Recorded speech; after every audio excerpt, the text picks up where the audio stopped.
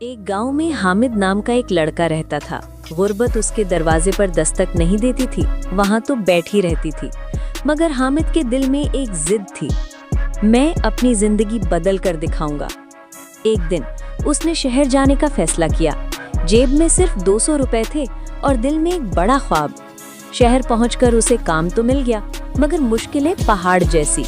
तनख्वाह कम, काम ज्यादा और तनकीद हर तरफ से। कई बार वो हार मानने लगा, मगर हर बार उसे अपनी माँ की बात याद आती, बेटा, अंधेरे हमेशा लंबे नहीं रहते, बस चलते रहो। हामिद चलता रहा, सीखता रहा, गलतियों से गिरता भी, उठता भी।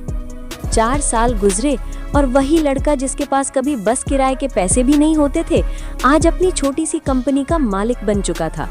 लोग उसे अचानक कामयाब होने वाला बंदा कहते थे, मगर वो मुस्कुरा कर कहता, कामयाबी कभी अचानक नहीं होती, बस लोग आपके मुश्किल साल नहीं देखते।